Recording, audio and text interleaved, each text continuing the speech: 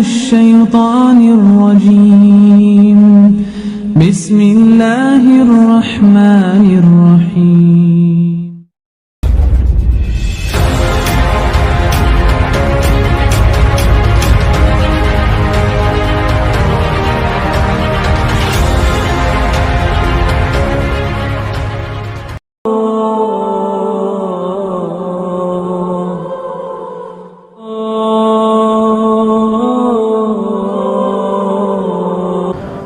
Bukan pembahasan yang sangat asing, bukan pembahasan yang jarang dibahas, tapi pembahasan ini sering dibahas oleh guru-guru kita, ustadz-ustadz kita, dan ini hanya sekedar mengulang saja, karena terkadang ikhwata fiddin yang dimuliakan Allah Azza wa Jalla, setiap pengulangan nasihat itu terdapat pelajaran. Fa inna dzikra, sesungguhnya peringatan itu tanfa'ul mu'minin, terkadang bermanfaat untuk orang-orang yang ada keimanan pada hatinya. Pembahasan yang ingin saya bahas adalah tentang masalah ni'matul jannah, kenikmatan surga. Ma'asyiral muslimin rahimani wa rahimakumullah. Kita tahu bahwa surga adalah darun a'addahallahu lil muttaqin wa liman asa minal muwahhidin. Surga adalah sebuah tempat yang Allah Subhanahu wa ta'ala peruntukkan untuk orang-orang yang bertakwa dan orang-orang yang ahli maksiat, akan tetapi mereka mentauhidkan Allah Subhanahu wa ta'ala. Dan ini sebagai pacuan akidah ahli sunnah wal jamaah bahwa para pelaku dosa besar itu tidak dikekalkan di neraka. Karena manhajnya orang-orang Khawarij dan juga Mu'tazilah, mereka mengatakan bahwa para pelaku dosa besar itu dikekalkan di neraka. Maka ahli sunnah wal jamaah mengatakan bahwa para pelaku dosa besar tahta masyiatillah, di bawah kehendak Allah. Kalau Allah mau, Allah langsung masukkan ke dalam surga. Kalau Allah mau, Allah azab dulu di neraka. Ini wa rahimakumullah. Di mana tempat surga? Kita tahu bahwa surga itu di atas langit yang ketujuh, tepatnya di atas Sidratul Muntaha, dan ujungnya adalah singgasana Allah atau Arsy Ar-Rahman. Mana dalilnya bahwa surga itu di atas Sidratul Muntaha? Allah mengatakan Sidratul Muntaha indahu jannatul ma'wah. Nabi SAW pernah sampai di Sidratul Muntaha ketika melakukan perjalanan yang disebut dengan Isra dan Mi'raj. Makanya Nabi SAW disempatkan masuk ke dalam surga, karena memang surga di atas Sidratul Muntaha. Allah mengatakan Sidratul Muntaha indahu atau indaha jannatul ma'wah, di atasnya adalah surga untuk orang-orang yang bertakwa dan untuk orang-orang yang bermaksiat dari kalangan ahli tauhid. Dan paling ujung surga itu adalah Arsy, dan dialah surga Firdaus. Jadi itu surga yang paling tinggi, itu surga Firdaus. Makanya Nabi SAW bersabda, "Idza sa'altumullaha fas'alu al-firdausil a'la." Apabila kalian meminta kepada Allah Subhanahu wa ta'ala surga, jangan tanggung-tanggung, mintalah surga Firdaus, surga yang paling tinggi, yang atapnya adalah Arsyur Rahman, singgasana Allah Subhanahu wa taala. Dan surga Firdaus itu bertingkat-tingkat. Jadi bukan satu tingkatan, dia bertingkat-tingkat. Makanya ketika Ummul Harithah bertanya kepada Rasulullah sallallahu alaihi wasallam tentang keberadaan putranya Al Harithah. Jadi ketika itu Harithah ikut perang Badar bersama Rasul. Akan tetapi sebelum peperangan dimulai, Harithah ini di tengah malam hendak mencari air atau buang hajat. Kemudian oleh penjaga peperangan dari kalangan kaum muslimin disangkanya musuh, kemudian dipanah dan meninggal dunia. Ini belum terjadi peperangan, jadi salah tembak. Mestinya diarahkan kepada musuh, malah diarahkan kepada Al Harithah, dan itu sebelum terjadi peperangan. Maka kemudian setelah terjadi peperangan ikhwatu fiddin, kemudian kaum muslimin mendapatkan kemenangan di Badar, maka mereka pulang ke Madinah.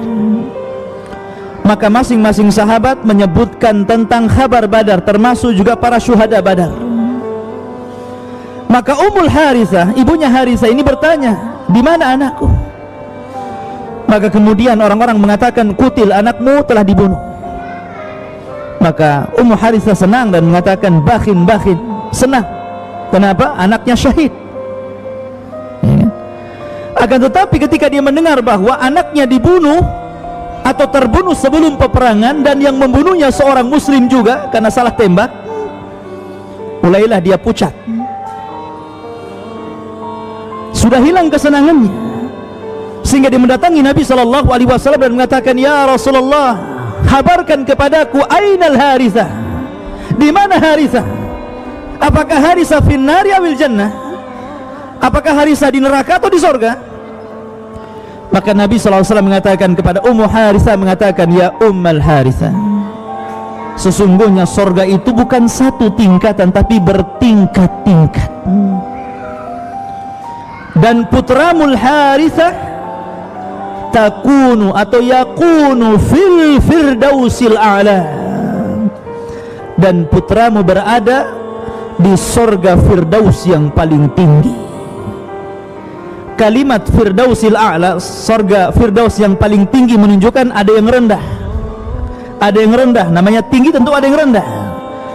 Dan di situ jadi dalil para ulama bahwa sorga itu, sorga Firdaus itu bertingkat-tingkat. Lalu di atas sorga itu apa? Di atas sorga itu namanya ghuraf, kamar-kamar. Yang kata Nabi SAW, yura zahiruha batinuha wa batinuha zahiruha. Jadi kamar-kamar itu terlihat keindahannya dari luar dan dari dalam. Kalau saya ilustrasikan itu seperti kalau antum membuat sebuah rumah terbuat dari kaca semua, kemudian antum isi dalamnya kursi yang indah, sofa yang indah, kemudian lemari yang indah dengan berbagai macam bunga-bunga yang indah, yang kalau dilihat dari luar itu indah sekali rumah itu. Itulah ghuraf. Tentu ghuraf dibandingkan dengan kamar-kamar yang kita desain di dunia tidak ada apa-apanya. Lah kamar-kamar yang indah ini Allah sediakan untuk orang-orang yang bertakwa. Lakinnal ladzina taqau, akan tapi orang-orang yang bertakwa, lahumul ghuraf min fawqihimul ghuraf. Orang-orang yang bertakwa, kata Allah Subhanahu wa taala, mereka akan mendapatkan kamar-kamar ini, kamar-kamar yang bertingkat, yang keindahannya terlihat dari luar dan dari dalam. Ketika para sahabat bertanya kepada Nabi sallallahu alaihi wasallam, ya Rasulullah, liman hadal ghuraf? Untuk siapa ghuraf itu? Untuk siapa? Apakah untuk para nabi dan rasul karena dia letaknya di atas surga Firdaus? Apakah antum tidak mungkin masuk ke dalam kamar-kamar tersebut? Tidak. Kata Nabi SAW, mudah modalnya, mudah tiketnya. Kata Nabi SAW, liman atabal kalam wa at'ama at-ta'am wa adama as-siyam wa shalla bil laili wan nasu niyam. Adapun kamar-kamar yang tinggi yang di atas surga Firdaus itu untuk siapa wahai Rasul? Kata Nabi sallallahu alaihi wasallam, liman atabal kalam, bagi orang yang indah ucapannya. Kul khairan aw liyasmut, katakan yang baik kalau tidak diam. Kemudian waliman at'amat ta'am, dan bagi orang-orang yang suka memberi makan fakir miskin, anak-anak yatim, orang-orang yang susah dan membutuhkan. Dan sekarang ikhwatu fiddin adalah syahrut ta'am, bulan di mana orang-orang miskin membutuhkan uluran tangan kita. Termasuk juga menyediakan iftar, itu termasuk at'amat ta'am. Ya. Kemudian kata Nabi sallallahu alaihi wasallam, wa adamas siyam, dan orang-orang yang melanggengkan puasa, suka puasa, puasa Senin Kemis, puasa 3 hari dalam sebulan, ataupun puasa Daud. Seandainya antum paling kecil puasa minimalnya melakukan dalam sebulan 3 kali puasa yang disebut dengan ayyamul bid, 13, 14 dan 15, sesungguhnya antum seolah-olah berpuasa setiap hari. Mana dalilnya? Kata Nabi sallallahu alaihi wasallam, man jaa bil hasanati wal hasanatu bi asyri amsalihha. Siapa yang mendatangkan satu kebaikan, maka kebaikan itu akan dilipat gandakan menjadi 10 kali lipat kebaikan. Berarti 3 kali 10, 30 hari. Ya. Berarti kalau antum puasa 3 hari, seolah-olah antum puasa setiap hari. Itu baru puasa ayyamul bid. Kalau antum lagi dengan puasa Senin Kemis atau puasa Daud, subhanallah. Maka kamar-kamar itu kata Nabi sallallahu alaihi wasallam diperuntukkan untuk siapa? Untuk adamas siyam, untuk orang-orang yang melanggengkan puasa. Itu baru puasa sunnah loh ya. Apalagi puasa wajib seperti Ramadan. Wa shalla bil laili wan nasu niyam, dan untuk orang-orang yang sholat di malam hari tahajud sementara manusia tertidur. Dan sekarang adalah syahrut tahajud, bulan tahajud. Syekh bin Baz rahimahullah ta'ala ditanya tentang seseorang yang sudah melakukan tarawih setelah isya, kemudian dia melakukan tahajud di tengah malam, boleh tidak wahai Syekh? Kata Syekh bin Baz, tidak mengapa, karena asal sholat malam itu masna, 2 rakaat, 2 rakaat. Asal jangan mengulang witir. Jadi kalau antum sudah sholat witir bersama imam di salat tarawih, kemudian antum mau melakukan qiyamul lail, ikut, nggak ada masalah. Tapi jangan melakukan witir lagi, karena Rasul mengatakan la witrani fil laili, tidak ada witir dalam satu malam. Sebab kalau witir ketemu witir jadi genap nantinya. Antum nggak witir. Ma'asyiral muslimin rahimani wa rahimakumullah. Lah, ghuraf ini ikhwatu fiddin, kamar-kamar yang indah ini, jarak di antara surga Firdaus ke kamar-kamar itu sama dengan jarak bumi kepada bintang. Bisa bayangkan? Jadi kalau antum diberikan tempat oleh Allah Subhanahu wa ta'ala di dalam kamar-kamar tersebut, maka antum bisa melihat seluruh keindahan surga yang ada di bawahnya.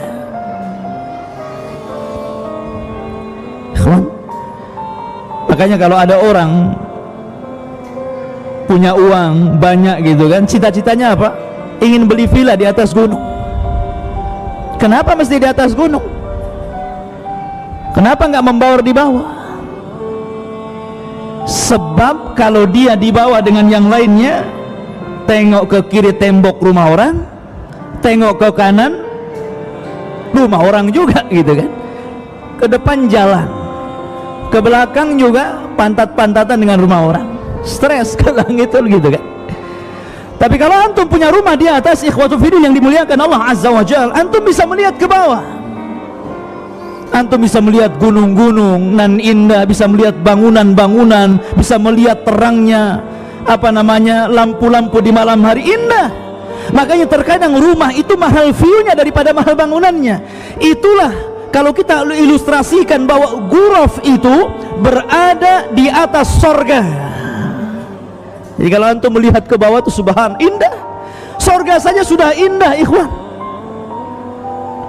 Seandainya saya ini bisa menceritakan sorga, mungkin tidak ada orang yang sehebat saya menceritakannya, tetap sorga menyelisih apa yang saya ceritakan, karena keindahannya tidak bisa diceritakan. Ini hanya sekedar memberikan gambaran sedikit dari keindahan sorga. Ma la ainun ra'at wala udhunun sami'at wala khatara ala qalbi bashar. Sorga itu tidak bisa dilihat mata, keindahannya didengar telinga, terlintas saja enggak, saking indahnya. Lalu di atas ghuraf ada namanya maqam. Langit, sidratul muntaha, sorga, ghuraf, maqam. Dan maqam ini diperuntukkan untuk Nabi kita Muhammad sallallahu alaihi wasallam. Wa minal laili fatahajjad bihi nafilatan lak asa rabbuka an yab'atsaka maqaman mahmuda. Maqaman mahmuda, tempat yang sangat terpuji. Dan makom ini terdiri beberapa makom, ya, terdiri dari tempat-tempat yang sangat mulia. Salah satunya adalah makom Rasul kita Muhammad sallallahu alaihi wasallam. Itu makom yang paling tinggi dari seluruh para nabi dan rasul. Makom Rasul kita Muhammad sallallahu alaihi wasallam makom yang paling tinggi, karena dia adalah pemimpinnya para nabi dan rasul. Dari 120.000 nabi, Allah pilih yang diketahui nama hanya 25 nabi dan rasul. Dari 25 nabi dan rasul, ternyata hanya dipilih oleh Allah sebagai ulul azmi 5 saja. Dari 5 ini kemudian Allah pilih sebagai kasihnya 2, Rasul kita Muhammad dan juga Nabiullah Ibrahim. Dari 2 kekasih Allah, Allah hanya pilih 1 untuk memimpin seluruh para nabi dan rasul, Sayyidul Anbiya'i wal Mursalin, Rasul kita Muhammad sallallahu alaihi wasallam. Dia makom yang paling tinggi. Kemudian di sana ada makom al-wasilah namanya.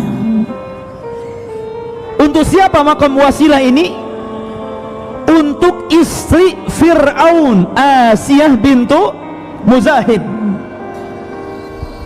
yang ketika dia dibunuh oleh Fir'aun karena membela dinu Musa alaihi salatu wassalam, dia berdoa kepada Allah azza wa jalla, Rabbi bnili indaka baitan fil jannah.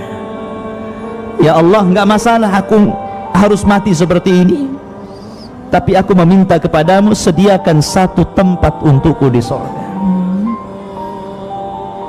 Asiyah bintu Muzahim, wanita yang memilih syahid daripada menikmati kekayaan Fir'aun. Kurang apa Asiyah, ikhwan? Dia istri orang nomor 1 di Mesir, yang bergelimpangan dengan harta dan kekayaan, menginginkan sesuatu tinggal suruh sana sini. Tapi dia memilih disiksa Fir'aun dan bala tentaranya karena mengikuti dinnya anak angkatnya Musa alaihi salatu wassalam, hingga berakhir mengenaskan syahidah, sampai akhirnya dia meninggal syahidah. Dan sebelum meninggalnya dia berdoa kepada Allah, Rabbi bnili indaka baital fil jannah. Ya Allah, bangunkan untukku 1 rumah di surga. Sebelum meninggal dia ditampakkan makomnya, disebut makam al-wasilah namanya. Di sana lalu Asiyah bintu Muzahim ini akan menikah dengan siapa di surga? Bukankah Fir'aun masuk neraka? Maka dia akan menikah dengan Rasul kita Muhammad sallallahu alaihi wasallam. Termasuk juga Maryam bintu Imran. Dia memiliki makom namanya maqam al-fadilah. Makanya dalam doa setelah adzan, Allahumma rabba hadhihi da'wati tammah wassalatil qa'imah, di sini mulainya ati Muhammadanil wasilata wal fadilata wa ba'athu maqaman mahmuda. Dan Muhammad diberikan wasilah dan juga fadilah. Siapa wasilah? Asiyah bintu Muzahim. Siapa fadilah? Maryam bintu Imran. Paham? Terkadang orang baca doa ini nggak paham. Kedudukan yang tinggi yang diberikan Nabi Shallallahu Alaihi Wasallam. Di atas sorga ada ghuraf, di atas ghuraf ada makom, dan makom ini terdiri dari beberapa makom, dan makom yang paling tinggi adalah makom Rasul kita Muhammad Sallallahu Alaihi Wasallam. Setelah itu arsh.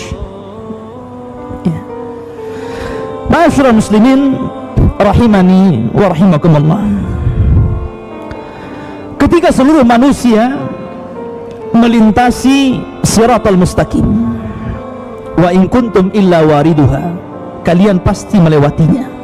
Semua para nabi dan rasul, semua melewati jembatan ini.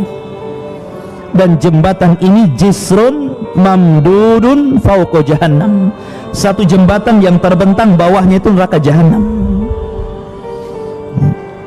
Ada yang kemudian berhasil, ada yang jatuh sesuai dengan keimanannya. Ketika seluruh manusia berhasil melewati siratal mustaqim, maka mereka akan berkumpul di sebuah tempat.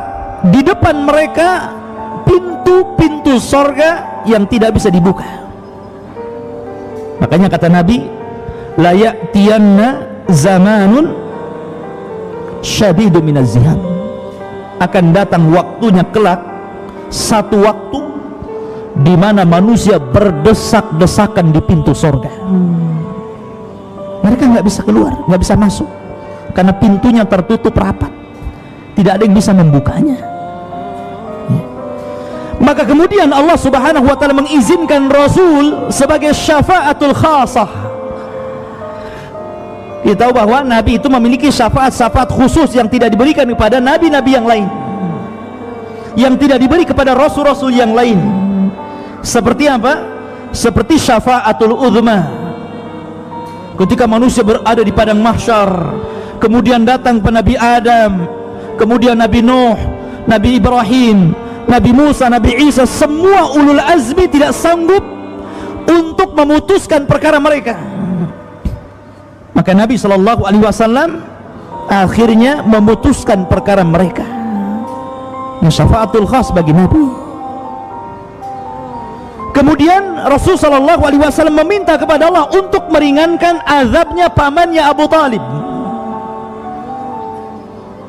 Ini juga syafaatul khas. Termasuk juga Nabi Shallallahu Alaihi Wasallam membukakan pintu sorga dan memasukkan orang-orang yang divonis masuk sorga, kemudian mereka tidak masuk sorga, maka Nabi Shallallahu Alaihi Wasallam memasukkan mereka ke dalam sorga karena syafaat dari Allah Subhanahu Wa Taala. Namanya syafaatul khas, syafaat khusus. Ya. Maka dari kerumunan itu keluarlah para nabi, keluarlah Nabi Rasul kita Muhammad sallallahu alaihi wasallam mendekati pintu surga. Fataraqal bab, maka Rasul kemudian berusaha untuk menggedor pintu surga. Maka berkatalah khazanatul jannah, siapa? Malaikat Ridwan. Mana anta, siapa kamu? Maka Nabi SAW mengatakan, ana Muhammad. Subhanallah ikhwan. Ya. Rasul Sallallahu Alaihi Wasallam tidak mengatakan saya Rasul, saya Nabi, saya ulul azmi. Tidak. Tawadhu, rendah diri. Rasul mengatakan ana Muhammad, saya Muhammad. Maka malaikat Ridwan mengatakan, bika umirtu alla aftah li ahadin qablak, karena dirimu wahai Muhammad, aku diperintah Allah agar jangan pernah membuka pintu sorga selain dirimu. Maka dibukalah pintu sorga. Maka seluruh malaikat mengucapkan salam, karena sorga adalah darus salam. Maka mereka mengatakan salamun alaikum bima sabartum fa ni'ma uqbad dar. Keselamatan bagi kalian wahai seluruh penduduk sorga, atas apa yang kalian telah sabar. Sabar dalam melaksanakan ketaatan, sabar dalam berusaha untuk meninggalkan kemaksiatan, sabar dengan takdir Allah, baik takdir yang baik ataupun takdir yang buruk. Karena manusia akan melewati 3 sabar ini. Ma'asyiral muslimin, makanya kenapa di sorga itu kebanyakan penghuninya laki-laki dan juga para fuqara wal masakin, dan sedikit dari kalangan wanita. Tapi justru terbalik di neraka, yang paling banyak penghuni adalah kaum wanita dan sedikit dari laki-laki. Kenapa? Karena laki-laki mereka bisa sabar jauh lebih daripada sabarnya wanita. Sabar dalam melaksanakan ketaatan, sabar dalam meninggalkan maksiat, sabar dalam takdir. Sabar laki-laki lebih besar sabarnya dari sahabat. Ya Rasulullah, ayakfurna billah, apakah wanita-wanita itu masuk neraka dan kebanyakan penghuninya neraka karena mereka kufur kepada Allah? Tidak, mereka wanita ahli salat, mereka wanita ahli puasa, mereka wanita ahli zikir, mereka wanita ahli haji, dan begitu seterusnya. Walakinna yakfurnal ashir, tapi mereka tidak bisa menjaga lisannya sehingga kufur kepada keluarganya, kufur kepada suaminya. Dan rata-rata suami sakit hati dengan istri karena apa? Karena lisannya, kebanyakan lisannya cerewet, ya. Dikritiknya gitu, nggak ada yang benar kayaknya. Suaminya sudah begini berusaha, tetap saja disalahkan, ya. Tapi tidak semua, Bu, ya. Artinya itulah sifat tabiat yang sesungguhnya perempuan, kecuali wanita yang dirahmati Allah Subhanahu wa taala. Allah Subhanahu wa taala, ikhwatu fiddin yang dimuliakan Allah Azza wa Jalla, telah menyediakan kenikmatan surga dan khusus diperuntukkan untuk orang-orang yang bertakwa kepada Allah Subhanahu wa taala, karena surga hanya untuk mereka. Dan saya sudah singgung bahwa surga itu berada di atas, tepatnya di atas Sidratul Muntaha. Makanya Allah Subhanahu wa taala berfirman, Sidratul Muntaha indaha jannatul ma'wa. Di atas Sidratul Muntaha itu ada surga, dan surga ini pernah dimasuki oleh bapak kita Adam alaihi salatu wassalam bersama ibu kita Hawa. Dan itu pendapat yang rajih, yang kuat, bahwa surga yang kelak akan Allah janjikan kepada kita adalah surga yang pernah diinjak oleh Adam dan juga Hawa. Adapun muntahal jannah, maksudnya ujung surga, adalah Arsyur Rahman, singgasana Allah Subhanahu wa taala. Ma'asyiral muslimin rahimani wa rahimakumullah. Dan di atas surga itu ada ghuraf, ada kamar-kamar yang indah, kamar-kamar yang keindahannya dilihat dari dalam dan dari luar. Yang sahabat bertanya kepada Rasul, untuk siapa kamar-kamar yang indah itu wahai Rasul? Maka Nabi SAW bersabda, pertama liman atabal kalam, bagi orang-orang yang baik ucapannya. Kedua, wa at'amat ta'am, orang-orang yang suka memberi makan kepada fakir dan miskin. Yang ketiga, wa adamas siyam, bagi orang-orang yang melanggengkan puasa. Dan yang keempat, waliman shalla bil laili wan nasu niyam, bagi orang-orang yang senantiasa melaksanakan qiyamul lail. Adapun di atas kamar-kamar indah atau disebut bahasa Quran lah ghurafun min fawqihim ghuraf, maka di atas itu ada maqam, ada tempat yang sangat terpuji sekali. Dan tentu maqam yang paling tinggi adalah maqamnya Rasul kita Muhammad sallallahu alaihi wasallam. Asa ayyab'atsaka rabbuka maqaman mahmuda. Adapun di sana ada maqam-maqam yang lain, seperti ada maqam al-wasilah, ada maqam al-fadilah. Untuk siapa maqam al-wasilah ini? Para ulama mengatakan untuk zaujatu Fir'aun, Asiyah bintu Muzahim, satu di antara 4 wanita terbaik dunia. Adapun fadilah, maqam fadilah diperuntukkan untuk Maryam bintu Imran, ibu daripada Isa bin Maryam, dan keduanya akan disandingkan dengan Rasul kita Muhammad sallallahu alaihi wasallam. Makanya setiap doa setelah azan, Nabi sallallahu alaihi wasallam menganjurkan kita untuk membaca doa, Allahumma rabba hadhihi da'wati tammah wassalatil qa'imah ati Muhammadanil wasilata wal fadilah. Jadi al-wasilah dan fadilah diberikan kepada Rasul kita Muhammad sallallahu alaihi wasallam. Dan tentu di atas itu semua singgasana Allah, dan di atasnya lagi Ar-Rahman 'alal arsy istawa. Ma'asyiral muslimin rahimani wa rahimakumullah. Kita tahu bahwa alat kebahagiaan manusia, siapapun Anda, ada 4 perkara. Pertama, al-maskan, tempat tinggal. Orang yang punya tempat tinggal akan lebih bahagia daripada yang tidak punya tempat tinggal, walaupun ngontrak. Yang kedua, firash, tempat tidur.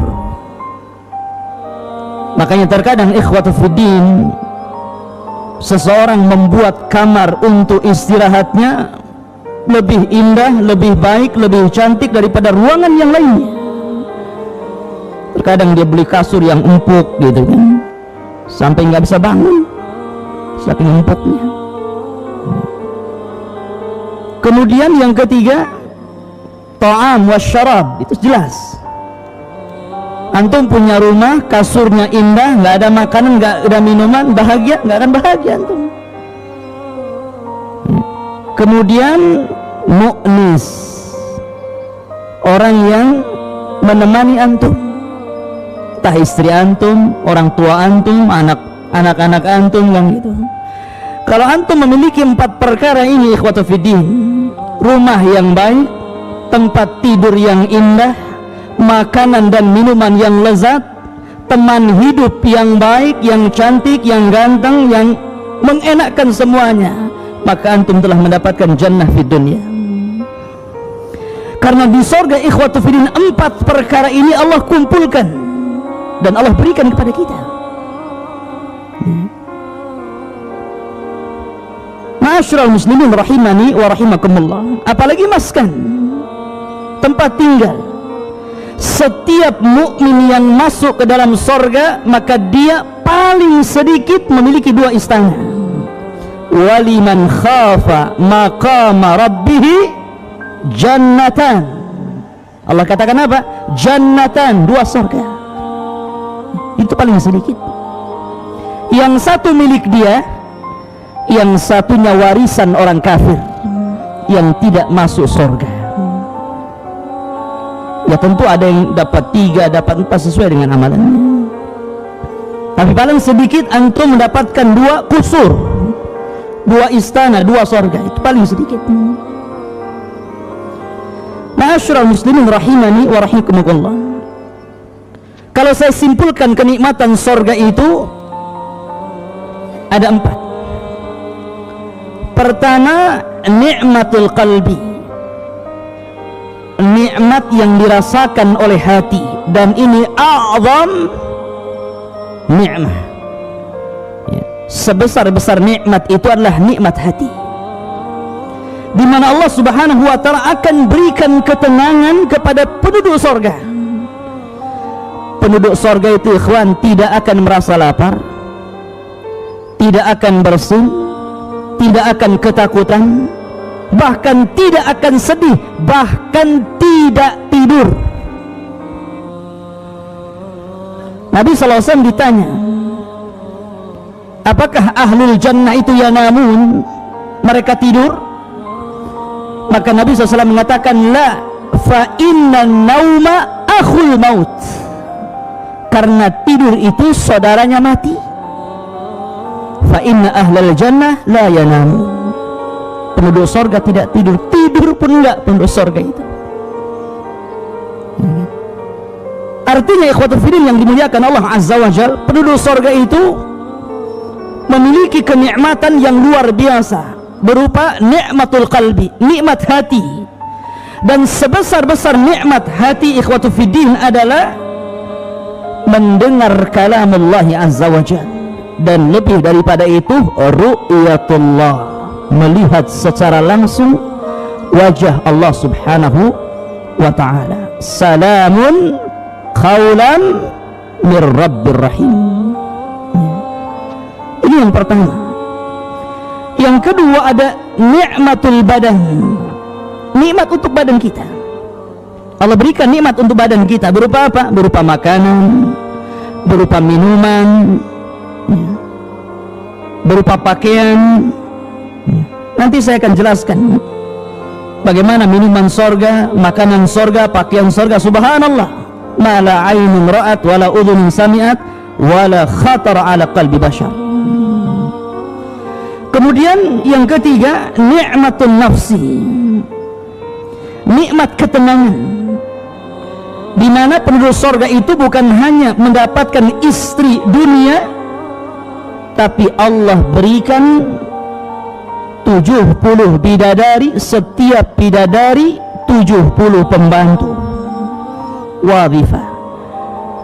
Karena wanita ahli sorga itu terbagi 4.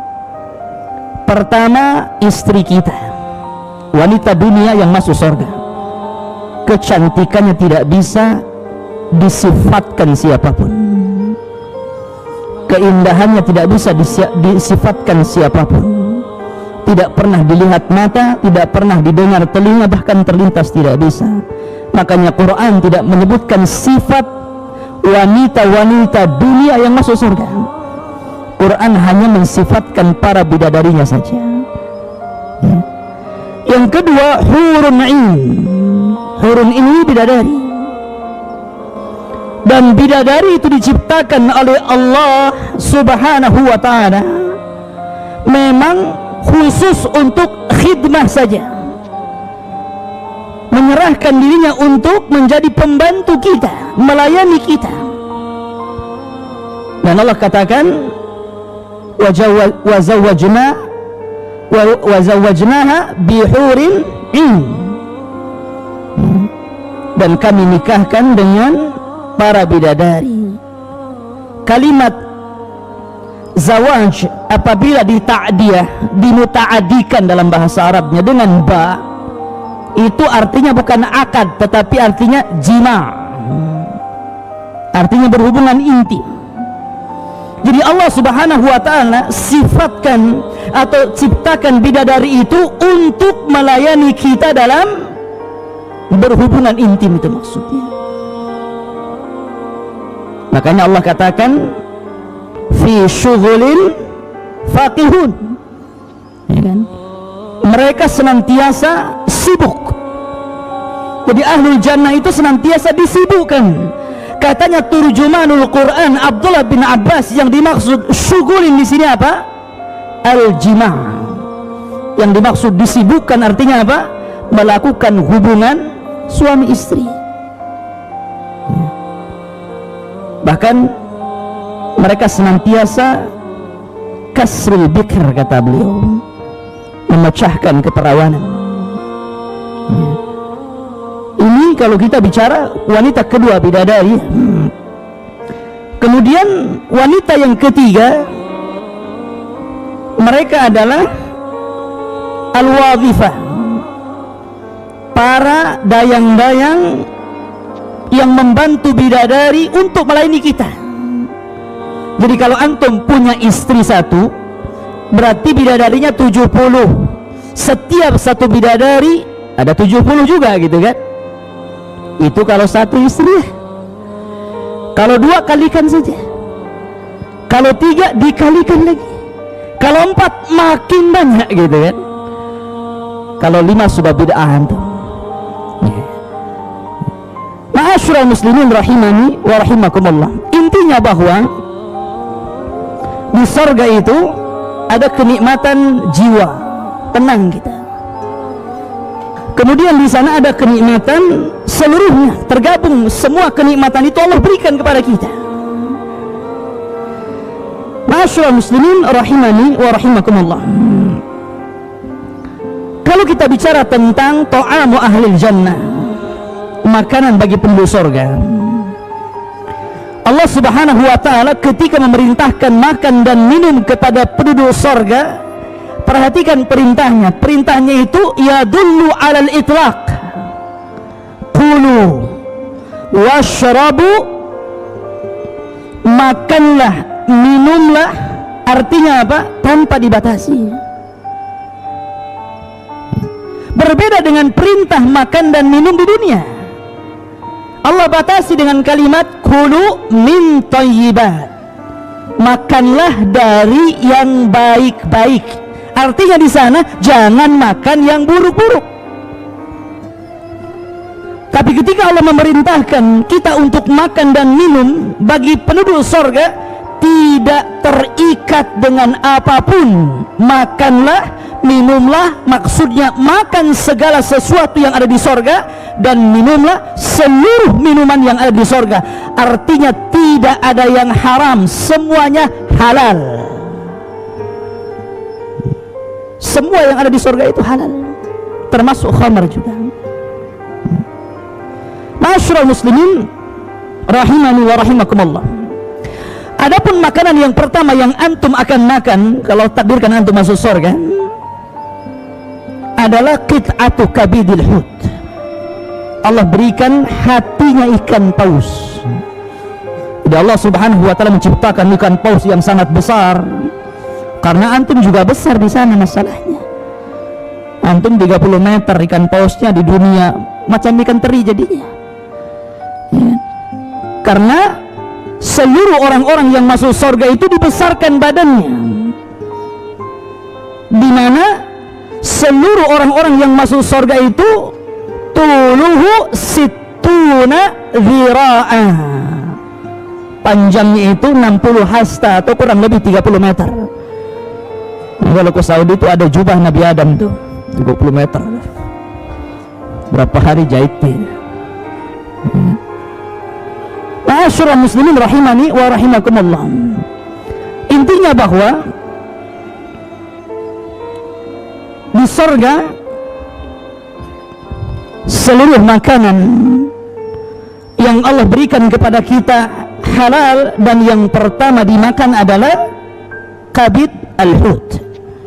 Sebagian orang-orang meneliti kenapa Allah subhanahu wa ta'ala memulai memberi makan kepada awal yang masuk surga kabidil hut. Ada yang mencari hikmah di balik itu.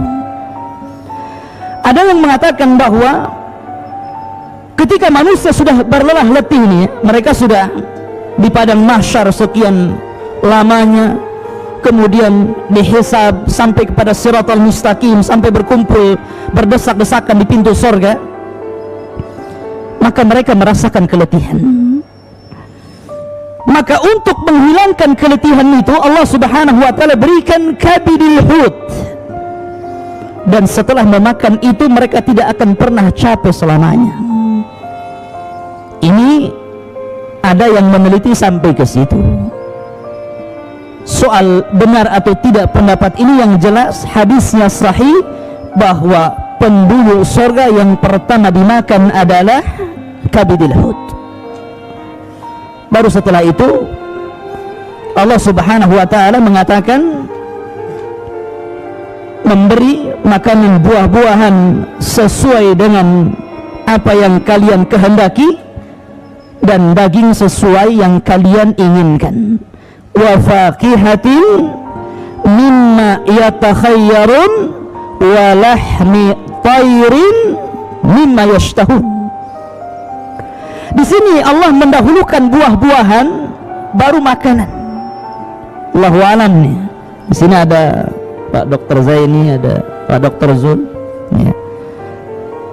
Katanya menurut kesehatan makan buah dulu baru makan, kan gitu. Ternyata ini konsep Quran. Konsep Quran itu makan buah dulu, gitu kan. Baru setelah itu makan besar. Karena Allah mendahului wa faqihatin mimma yatakhayyarun, dan dari buah-buahan yang kalian pilih. Baru kemudian Allah katakan wa lahmi tayrin. Perhatikan di sini bahasa Arabnya. Wa lahmi, dan daging, tayrin ini nakirah. An-nakiratu tufidul umum. Bahwa lafaz nakirah itu memiliki makna umum. Artinya seluruh hewan yang ada di sorga itu yusamma tayran, dikatakan burung, karena semuanya terbang. Tidak ada dawab di sorga itu. Tidak ada kayak kambing berjalan di bumi, sapi berjalan di bumi, ayam berjalan di bumi. Tidak. Seluruh binatang itu tayran, karena tayran nakirah tufidul umum. Semuanya terbang. Sampai kepada kita pun terbang di sana. Kita pun bisa terbang seperti Ja'far At-Tayyar yang Allah gantikan kedua tangannya dengan sayap. Kata Nabi SAW, yatiru haitsu sya'a fil jannah. Suka-suka dia terbang di surga. Kita akan terbang di sana. Ma'asyiral muslimin rahimani wa rahimakumullah. Itu kalau bicara tentang makanan. Dan seluruh buah-buahan yang ada di dunia ada di sorga. Tapi buah-buahan yang ada di sorga tidak ada di dunia. Sekalipun buah-buahan yang ada di dunia ada di sorga, kata Abdullah ibnu Abbas radhiyallahu an, beliau mengatakan apa? Laisa mimma fid dunya binisbati ilal binisbatil jannati illal asma. Artinya apa? Walaupun sama namanya, di dunia ada pisang, di sorga ada pisang, di dunia ada anggur, di sorga ada anggur, di dunia ada kurma, di sorga ada kurma, tapi itu hanya kesamaan nama, bukan kesamaan rasa. Tidak, nama saja, tapi rasanya beda. Bahkan ada buah-buahan yang antum tidak pernah lihat. Ma la ainun ra'at wa la udhunun sami'at. Tidak pernah dilihat, tidak pernah didengar. Dan itu Allah peruntukkan untuk ahli jannah. Ma'asyiral muslimin rahimani wa rahimakumullah. Intinya bahwa di sorga itu 24 jam makan terus. Ukuluha daim, kata Allah. Makannya terus gitu, nggak berhenti. Makan aja, tapi nggak kenyang-kenyang. Anehnya nggak kencing, nggak berak gitu. Beraknya itu nguap, dan nguapnya ini bau misik gitu kan. Kalau kita kan sesuai dengan apa yang kita makan. Makan jengkol, bau jengkol. Makan petai, bau petai gitu kan. Dan di surga itu semuanya memang wangi. Makanya ada yang mengatakan bahwa saking harumnya surga, sampai keharuman surga itu sampai ke dunia. Seperti kisah siapa? Anas ibn Nadhr dalam perang Uhud. ketika diisukan Nabi SAW kutil, dibunuh gitu kan, padahal tidak, maka separuh para sahabat terpengaruh sehingga sebagian mereka tunggang langgang. Tapi di situ Anas bin Nadar radhiyallahu an mengatakan kepada para sahabat yang lain, memberikan semangat, karena dia mengatakan, wallahi inni la ajidu raihatal jannah min kibalil Uhud. Kata Anas bin Nadar, demi Allah, aku sudah mencium bau sorga di balik bukit Uhud ini. Baunya sampai ke dunia, kawan. Min masirati kada wa kada, dari jarak sekian dan kesekian, kata Rasul. Ma'asyiral muslimin rahimani wa rahimakumullah. Dan kenikmatan yang paling rendah adalah kenikmatan yang tidak mungkin antum bayangkan, bahwa orang yang terakhir masuk surga itu orang yang pintu surga sudah ditutup. Jadi pintu surga itu sudah ditutup. Ini yang terakhir masuk surga, pintunya sudah ditutup. Ba'da nasarafahna, setelah dia jadi debu karena dibakar, jadi debu hitam sauda gitu kan. Maka Allah Subhanahu wa taala ambil debu ini, kemudian dilempar kepada nahrul haya, sungai kehidupan, fayambut, maka akan tumbuh jadi manusia lagi. Kemudian setelah itu dia melihat satu pohon, yang pohon itu dari kejauhan banyak makanannya, banyak minumannya, maka dia mengatakan, ab'idni anha, jauhkan aku darinya, maksudnya dari neraka. Wa ausilni ila tilka syajarah, dan dekatkan aku ke pohon itu ya Rabb. Akhirnya ma'asyiral muslimin rahimani wa rahimakumullah, maka kemudian dia pun mengatakan, dia memberi janji kepada Allah Subhanahu wa taala dan mengatakan, ya Rabbi ausilni tilka syajarata wala as'aluka ghaira dhalik.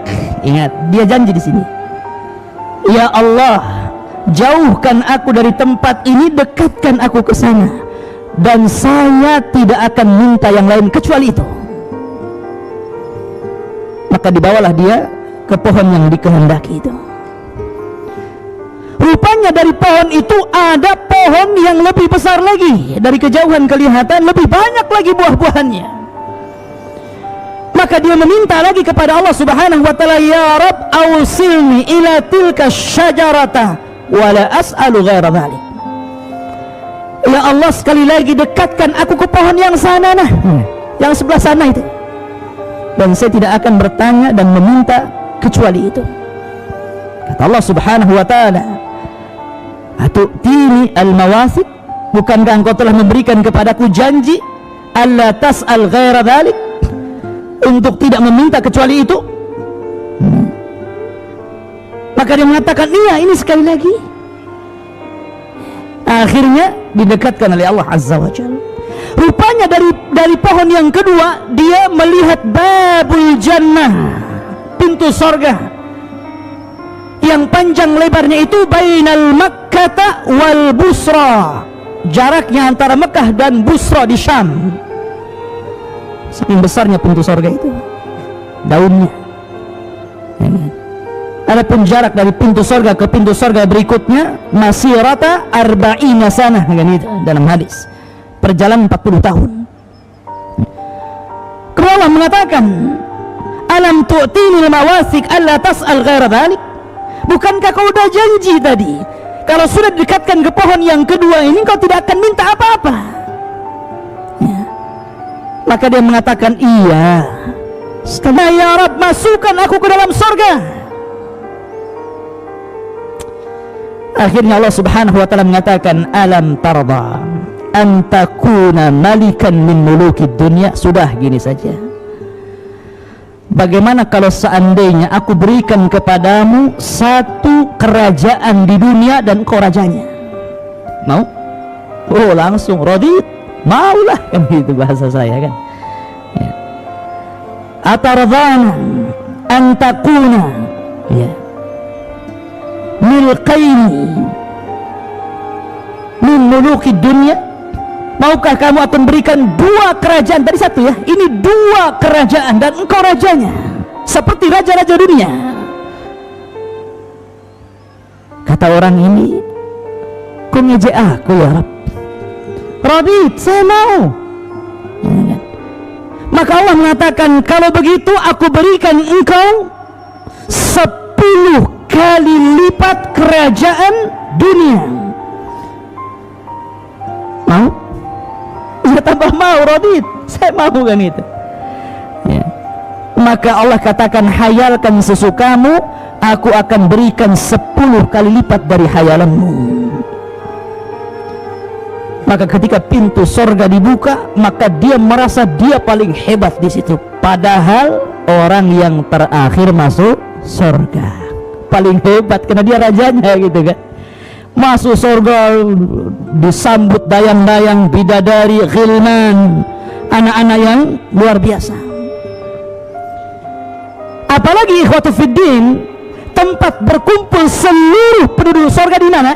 Di sorga yang paling rendah.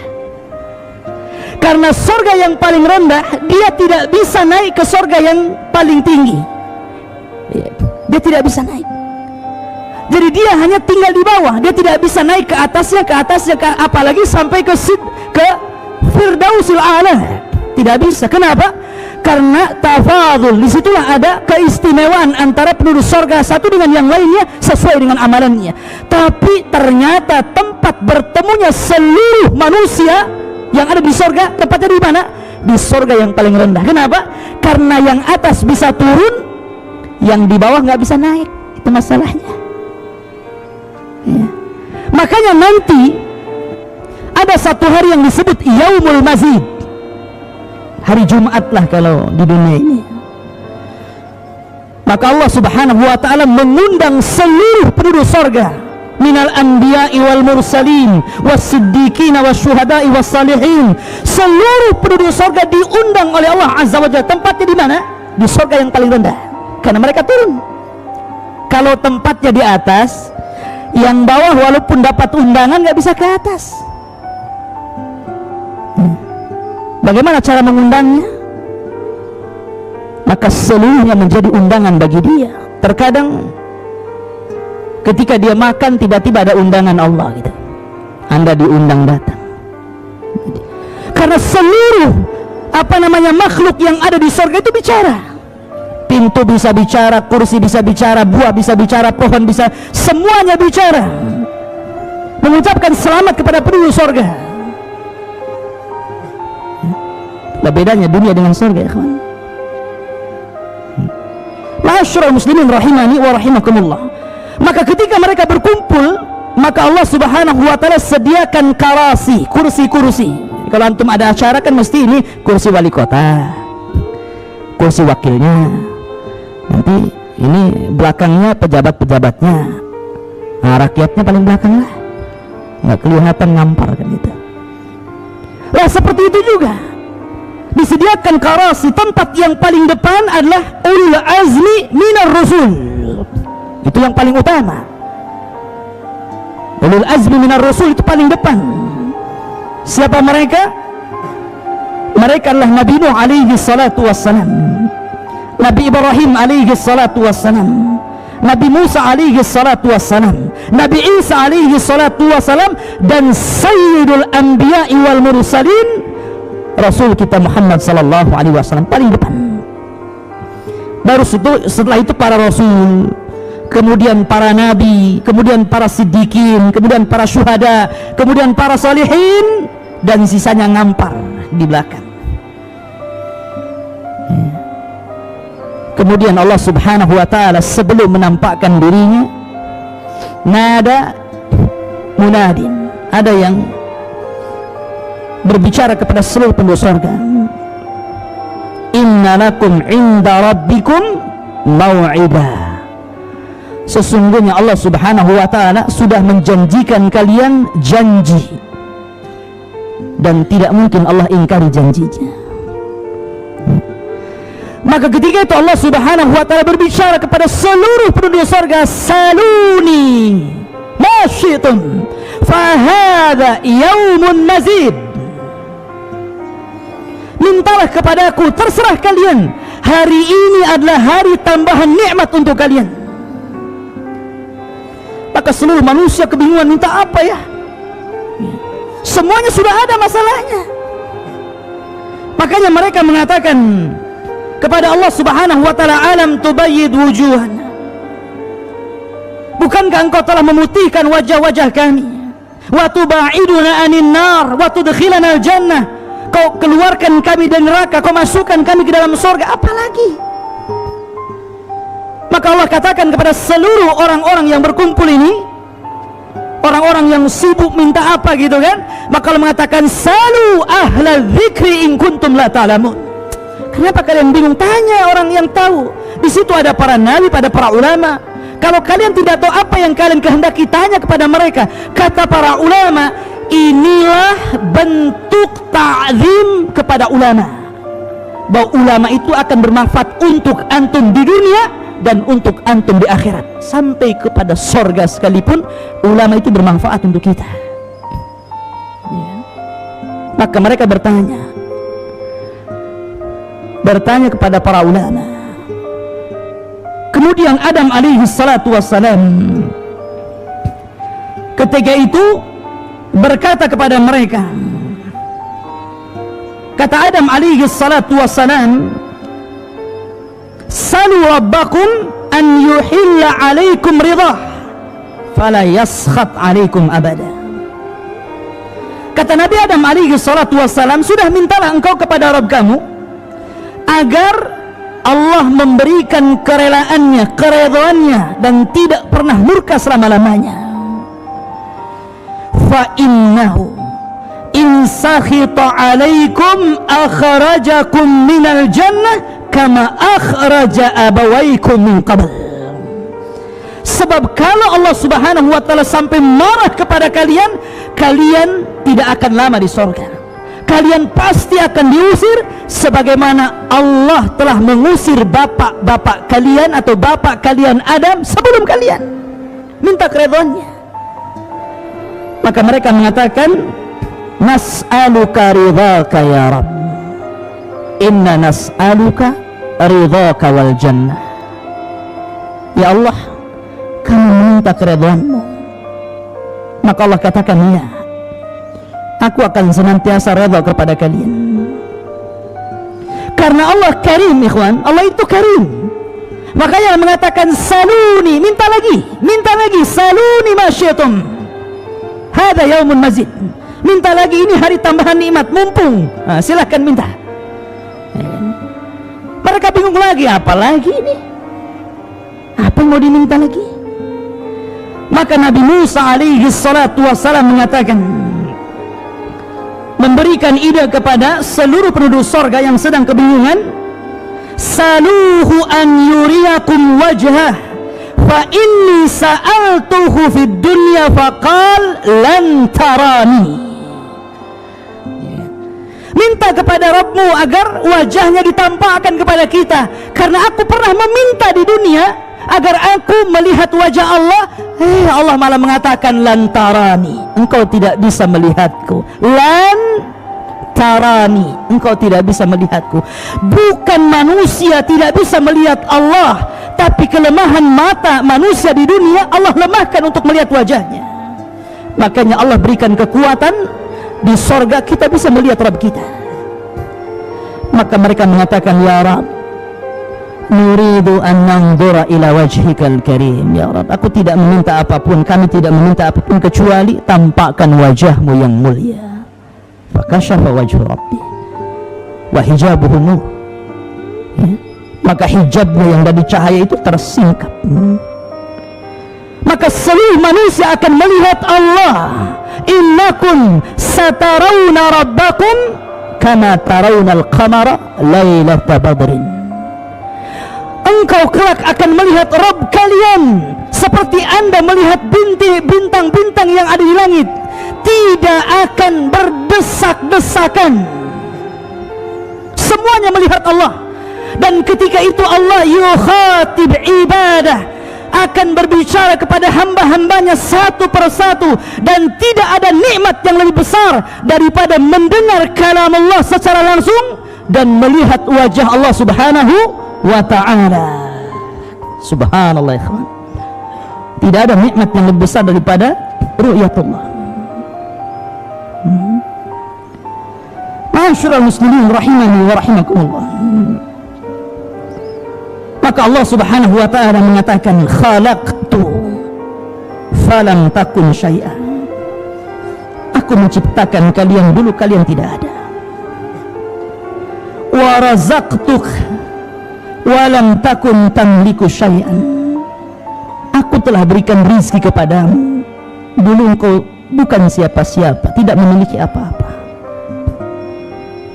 Wa hadaituk ba'dama kunta dhallan. Dan aku berikan petunjuk kepadamu ketika engkau dahulu tersesat. Wa ghafartu laka ala dhunubik. Dan aku ampuni seluruh kesalahanmu. Kemudian Allah mengatakan, wa anqadtuka minan nar. Bahkan aku selamatkan engkau dari api neraka.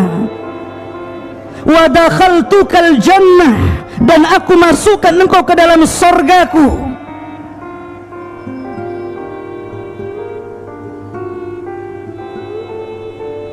Wa sami'tuka kalami.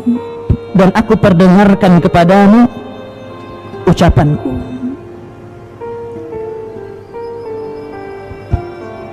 Dan sekarang kata Allah Subhanahu wa ta'ala, araituka wajhi. Aku perlihatkan kepadamu bagaimana wajahku. Ma'asyiral muslimin rahimani wa rahimakumullah. Setelah pertemuan ini ikhwatu fiddin, maka Allah Subhanahu wa ta'ala menyuruh mereka untuk kembali ke tempat-tempat mereka. Dan Allah jadikan hari Yaumul Mazid, hari Jumat itu adalah hari tempat berkumpul mereka setelahnya. Bahkan Allah Subhanahu wa ta'ala membangun sebuah pasar yang sangat indah, yang tidak pernah menjemukan di situ. Bukan untuk berjual beli, bukan. Tidak ada orang jual beli di surga. Tidak ada yang menjual, tidak ada yang membeli. Di mana seluruh penduduk surga, sebagaimana setiap hari Jumat kita keluar ke masjid, kemudian setelah Jumat selesai Allah katakan, fa idza qudiyatis salatu fantashiru fil ardh. Maka pada waktu itu mereka keluar dari rumah-rumah mereka menuju suqul jannah, pasar surga. Untuk apa? Untuk saling menziarahi sesama mereka. Setelah mereka berjumpa dengan kawan di surga, antum ketemu kawan di Jabal Rahmah. Oh, kita kan pernah ketemu dulu di kajian Abu Humairah. Ingat nggak? Ya. Oh iya. Nanti kita akan teringat dengan dunia. Di pasar itulah tempat kita berjumpa dengan kawan-kawan kita. Teringat kenangan-kenangan ketika di dunia. Makanya kata para ulama mengatakan, aktsiru min sahibikumus salih fa innahu yanfu'ukum yaumil qiyamah. Perbanyak teman-teman yang baik, karena itu akan bermanfaat untuk kalian pada hari kiamat. Karena ketika orang-orang berziarah di pasar itu saling berbicara, mereka kehilangan teman-teman mereka. Mana si Anu itu? Enggak tahu dia masuk neraka. Akhirnya mereka sepakat berdoa kepada Allah Azza wa Jalla agar menyelamatkan kawannya, menjadi syafaat ikhwan. Perbanyak teman-teman yang baik. Ma'asyiral muslimin rahimani wa rahimakumullah. Kemudian ketika mereka kembali, zada husnan wa jamala. Maka makin tampan, makin cantik, makin enak dipandang ketika bertemu dengan istrinya. Zada husnan wa jamala. Allah telah menambahkan kepadamu ketampanan dan keindahan. Artinya pasar itu bahasa kita ini salonnya. Jadi kalau ingin tampan ke pasar itu balik dah ganteng gitu. Coba ke pasar saya Garden, pulang dah bawa bawang antum. Ma'asyiral muslimin rahimani wa rahimakumullah. Ini secara umum seperti itu. Di surga ikhwatul fiddin yang dimuliakan ada namanya wildan. Wildan itu anak-anak. Antum jangan samakan anak surga dengan anak dunia. Anak dunia ini yakbur, kadang-kadang yafjur, makin besar makin jelek, makin kurang ajar. Itu anak-anak dunia. Makanya Allah Subhanahu wa taala mengatakan wa ammal ghulam fakana abawahu mu'minaini fakhashina an yuhriqahuma tughyanan wa kufra. Ketika bercerita tentang kisah Nabi Khidir, ya kan? Kenapa Khidir tiba-tiba melihat anak kecil, kemudian ditangkapnya, dibenturkan dengan batu, kemudian disembelih sehingga kepala dan badannya dipisah. Anak-anak. Nabi Musa heran, kenapa kau bunuh anak itu? Ya. Maka Khidir mengatakan, adapun gulam yang kubunuh itu bapaknya baik, soleh, mukmin. Karena Khidir tentu seorang nabi, dapat wahyu dari Jibril memberitahu kalau besar jadi jahat gitu kan.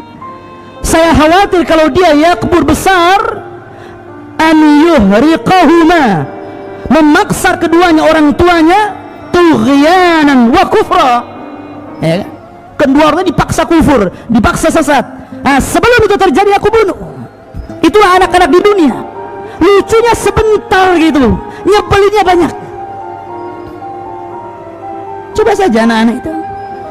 Makanya anak-anak di dunia ikhwatul fiddin dimuliakan Allah Azza wa Jalla, mereka berubah, tapi anak-anak di surga la yataghayyarun, tidak berubah. Tampannya tidak berubah, lucunya tidak berubah, senangnya tidak berubah. Subhanallah. Anak-anak di dunia yataghayyarun. Lucunya sebentar, umur 3 tahun lucu, ya. 4 tahun hilang lucunya, 5 tahun kurang ajar, mukul akhirnya orang tuanya. Anak-anak di dunia ini nyebelin, kadang-kadang lari dari rumah, dicari orang tuanya, cari pembantu gitu. Anak di surga tidak perlu, mereka tidak akan lari dari antum, tidak perlu disediakan satu kamar khusus pembantu anak-anak, tidak perlu. Anak-anak di dunia membuat kesal orang tuanya, melemahkan ibunya ketika di kandungannya, sampai disusukannya, sampai dirawatnya. Mereka tidak dilahirkan, Allah Subhanahu wa taala ciptakan mereka seperti Allah menciptakan bidadari. Dan antara bidadari dengan anak-anak itu kedua-duanya adalah lil khidmah, untuk membantu kita, menyenangkan hati kita. Makanya ketika Allah menyebutkan bidadari lu'lu'am maknun, ketika Allah menyebutkan wildan lu'lu'an mansur, sama-sama lu'lu'nya. Allah ibaratkan apa? Lu'lu' itu mutiara maknun yang terangkai. Biasanya apa? Kalau bidadari itu terangkai karena dipakai. Tapi kalau anak-anak itu mutiara mansur, ari manzur, yang dilihat. Nggak mungkin pakai anak-anak, ya dilihat lah kan gitu. Tapi sama-sama menyenangkan. Apa tugasnya anak-anak? Yatufuna alaihim wildanun mukhalladun biaqwabin wa abariqa wa ka'sim min ma'in.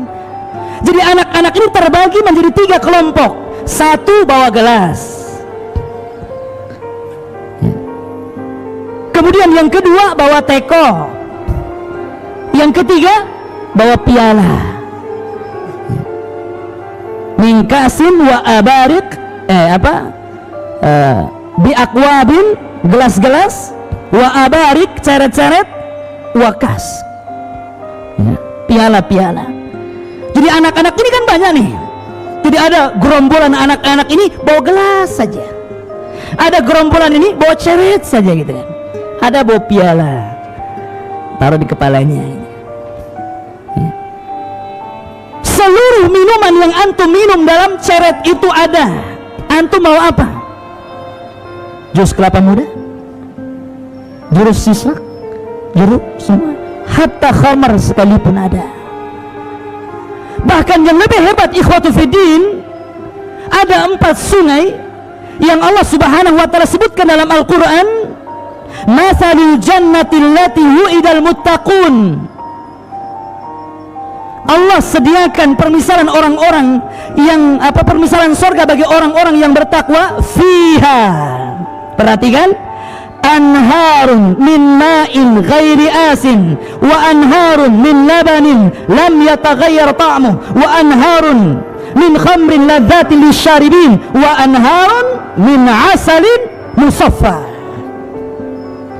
Ada satu sungai ikhwatu fiddin, itu seluruhnya air. Air ini jernih, nggak usah disulang lagi, nggak usah pakai alat-alat canggih untuk membersihkan air. Terkadang kita masih kecil di desa itu ada sungai jernih, sekarang sudah jadi solokan, nggak ada sungai-sungai bersih lagi. Bahkan dahulu mungkin ada sungai terjernih, sekarang sudah nggak ada lagi. Bahkan kita ini kalau mau air bersih itu pakai botol kan gitu. Di surga nggak usah pakai botol, mengalir min tahtihal anhar, tajri min tahtihal anhar, di bawah surga itu mengalir air. Yang lebih hebat lagi, wa anharun min labanin lam yataghayyar ta'muh. Kalau antum minum susu di dunia ikhwatu fiddin, harus merah dulu, susu unta, susu kambing, susu sapi diperah dulu. Bahkan unta ini lebih aneh lagi, dia curi-curi sama anak-anaknya. Kalau diperah itu unta itu nggak bisa kayak sapi, antum bisa ditendang sama unta ya. Tapi dipancing sama anaknya unta ini. Afala yanzuruna ilal ibil kaifa khuliqat. Beda unta itu, banyak tanda-tanda kebesaran yang Allah tampakkan ya.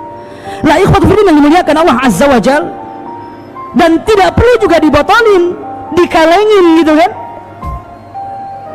Jadi susunya betul-betul ini aliran susu yang aliran ini lam yataghayyar ta'muh. Kalau antum minum susu hari ini nih, sahur tadi antum buat susu, kemudian minggu depan sahur antum minum,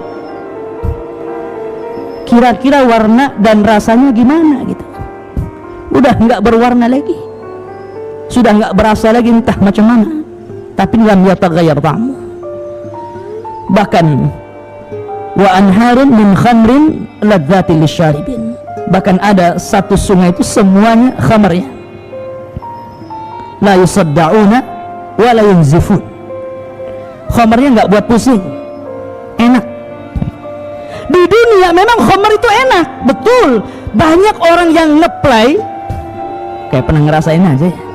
Jadi artinya bahwa enak memang, kata mereka ya, enak minum khamar itu, sampai sebagian mereka ada yang lari dari sebuah masalah untuk menghilangkan masalah itu sampai minum khamar. Itu di dunia. Yang seharusnya mereka lari kepada Allah azza wa jalla meminta agar diselesaikan masalahnya, malah lari kepada khamar dan meminumnya seolah-olah masalah selesai. Ya, selama mabuk selesai, setelah mabuk bertambah masalahnya ya. Ikhwatu fiddin yang dimuliakan Allah. Tapi minimalnya minuman khamar di dunia, walaupun lezat itu, pasti ada sudah, pasti pusing itu kepalanya kan, nanti hilang akal, mukul orang. Tapi ini ladzati lisyaribin, betul-betul lezat bagi peminumnya.